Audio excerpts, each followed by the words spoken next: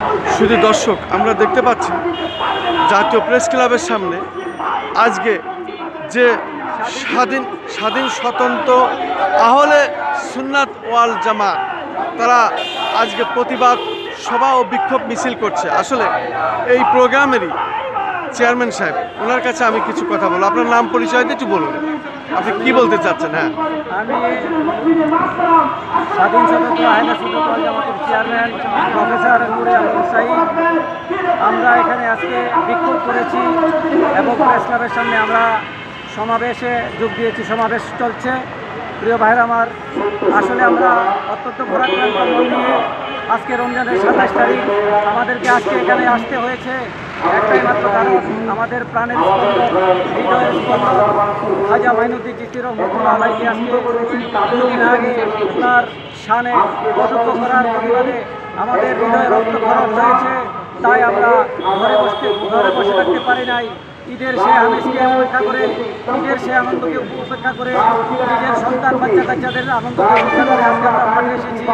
প্রিয় ভাইয়ের আমার, দেশবাসীর প্রতি আমার একটাই অনুরোধ থাকবে, একটাই মেসেজ থাকবে যে আপনারা যে যেখানে থাকেন, কালকে থেকে আজকে থেকে যে যেখানে থাকেন, আপনারা এই খাজা মাইনুদ্দিন চিশতি রহমতুল্লাহ আলাইহির শানের কটূক্তির প্রতিবাদে আপনারা প্রতিবাদ করুন, প্রতিবাদের ঝড় উঠান।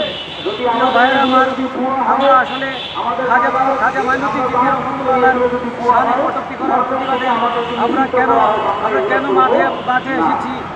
আমরা কেন মাঠে এসেছি? কারণ খাজা মাইনুদ্দিন চিশতি রহমতুল্লাহ আলাইহি এই উপমহাদেশে না আসতে আমরা সবাই মুসলমান থাকতাম না, আমরা বিধর্মী থাকতাম। তাই আমরা আমাদের বিশ্বাস, আমাদের আকিদা, এই উপমহাদেশে যতটা মানুষ নিজেকে মুসলমান মনে করে, ইমানদার মনে করে, তারা প্রত্যেকেই ব্যক্তিগতভাবে খাজা মাইনুদ্দিন চিশতি রহমতুল্লাহ আলাইহির দরবারে আমরা খাজা মাইনুদ্দিন চিশতি রহমতুল্লাহ আলাইহির আমরা তার ঋণ প্রতিশোধ করার জন্য আমরা মাঠে নেমেছি। প্রিয় ভাইরা, আপনারা আজকে রমজানের 27 তারিখ ঈদের মার্কেটিং করতেছেন, আনন্দ করবেন, কিন্তু আমরা সমস্ত কিছু ত্যাগ করে আজকে আমরা রাস্তায় এসেছি। আমাদের হৃদয় রক্তক্ষরণ হয়ে গেছে, আমাদের সব ভেঙে চুরমার হয়ে গেছে। আপনারা দেখতেছেন যে বিগত 5ই আগস্টের পর থেকে এই দেশে সমস্ত মাজার ভাঙার একটা উৎসব হয়ে গেছে। তারা সিরিজ মাজার ভাঙতেছে, তারা বাই রোটেশন মাজার ভাঙতেছে। আমরা প্রতিবাদ জানিয়ে আসতেছি। আপনার কাছে আমার একটা প্রশ্ন আছে, আপনাদের কি এ পর্যন্ত কোনো হিসাব আছে যে কতগুলো মাজার ভেঙেছে? একটা আইডিয়া বলতে পারবেন? আসসালামু আলাইকুম। এ পর্যন্ত সারা বাংলাদেশে 105টি দরবার মাজার ভাঙচুর, অগ্নিসংযোগ এবং লুটপাট করা হয়েছে। আপনার নাম পরিচয় দিন। আমার নাম কামাল হোসেন, আমি হায়দ্রাবাদ দরবার থেকে।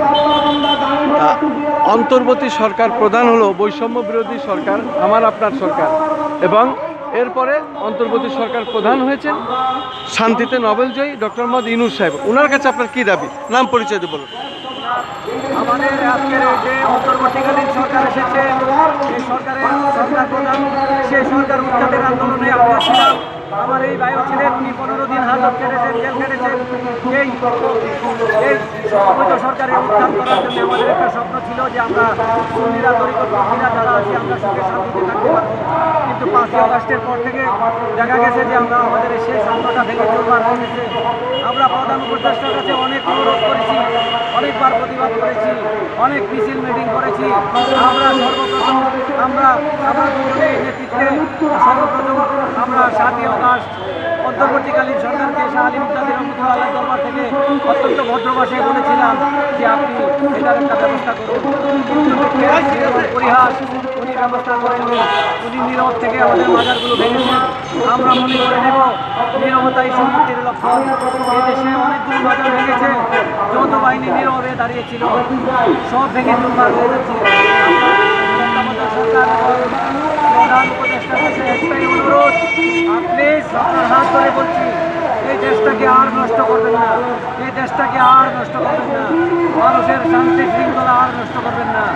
সকালে ফজর নামাজ পড়ে আজকে আমরা আগে মর্নিং ওয়াকে বেরোতাম, এখন ছিনতাইকারীর কারণে আর ঘর থেকে বের হতে পারি না। সন্ধ্যায় 8টার পরে আর আমরা ঘর থেকে বার হই না। আমরা কি এই জন্যই নাকি আমরা এই এত রক্ত দিয়েছি, এত আহত হয়েছে? সুতরাং আপনাকে একটা কথাই বলি, আপনিও ভুলে যাবেন না, যদি কোনো প্রকারের প্রতিবিপ্লব হয়, আপনি নিয়ে আমরা কেউই শান্তিতে থাকতে পারবো না। সুতরাং আপনার কাছে অনুরোধ, এবং আমাদের যে স্বরাষ্ট্রমন্ত্রী আছেন, যার বিষয়ে আপনাকে অনুরোধ করছি, আপনি বারবার ব্যর্থ হচ্ছেন কেন? আপনার প্রবলেম কোথায় আপনি খুলে বলুন। আমরা সবাই আপনার সাথে আছি, আমরা সবাই আপনাকে সাপোর্ট দেব। আর একটা কথাই বলে আমি শেষ করছি, আমাদের এই সংগঠন রাজনীতিমুক্ত স্বাধীন স্বতন্ত্র আহলে সুন্নাত ওয়াল জামাত। সুতরাং একটাই অনুরোধ থাকবে, অপরাজনীতিমুক্ত স্বাধীন স্বতন্ত্র আহলে সুন্নাত ওয়াল জামাতে সবাইকে। আসসালামু আলাইকুম। ওয়ালাইকুম আসসালাম, আপনাকে অনেক অনেক ধন্যবাদ।